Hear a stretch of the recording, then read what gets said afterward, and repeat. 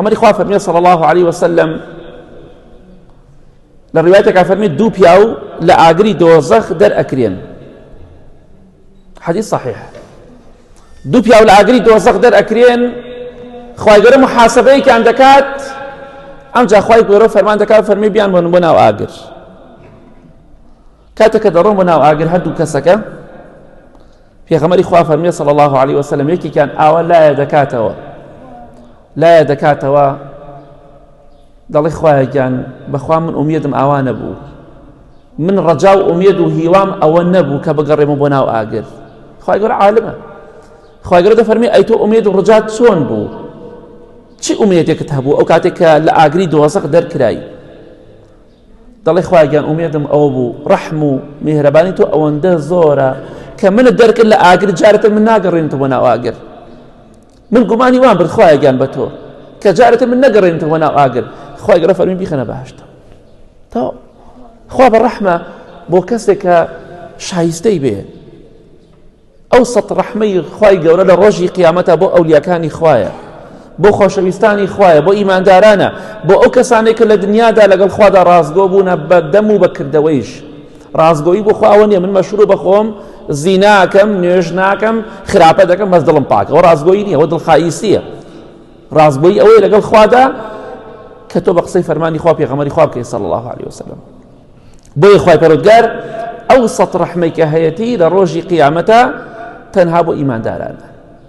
بۆیە کاتێک دەڵێن ڕەحمان و ڕەحیم ئەوەت لەبیر بێ خوا بە ڕەحمە، بۆیە تۆش بە پشتیوانی خوا کارێکی وها بکە ئەو ڕەحمەی خوا لە قیامەت شمولی تۆ بکات.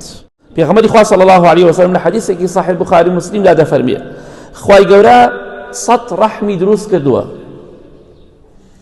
لەم سەد ڕەحمە لەو ڕۆژە کە ئەرز و ئاسمانی دروست کرد سەد ڕەحم. خوای گەورە سەد ڕەحمی هەیە. ئەم سەد ڕەحمە یەک دانە لەم سەد دانە یەک ڕەحم کە دەفەرمێ نێوان ئەرز و ئاسمان پڕ دەکا هەر یەکێک لەم سەد ڕەحمە. ئەوەندە گەورەیە. خوای گەورە میهرەبان یەک ڕەحمێک لەم ڕەحمەی دابەزان دەخوارەوە بۆ سەر زەوی. یەک ڕەحم 99 ڕەحمیشی لای خۆی گلداوەتەوە.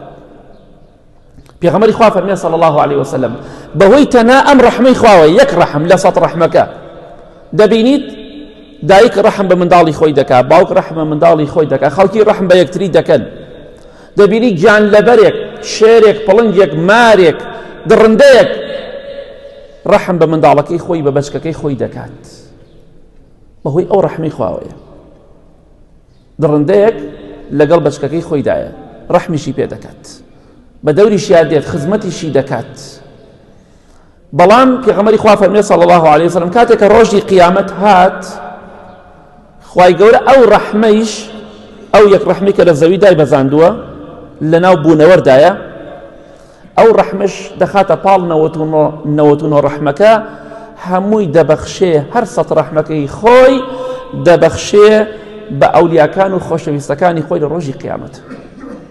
یعنی خوا لە دنیا یەک ڕەحمی بە ئێمە کردووە، یەک ڕەحمی خوا دابەزی بۆمان ئاوا دەژین، ئەو هەموو سەرکەشێ دەکەین، ئەو هەموو خراپە و گوناه و تاوانە دەکەین، بەڵام خوای پەروەردگار بە ڕەحمە بەرامبەرمان.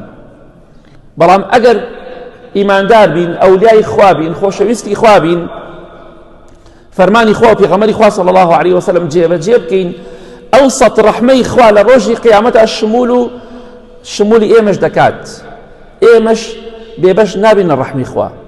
خوا بە ڕەحمە بەڵام بۆ کەسێک کە شایستەی بێ لەگەڵ خوادا پاک بە ڕازگۆ بە عیبادەتی بۆ بکە، خوش ڕەحمت پێ ئەکات.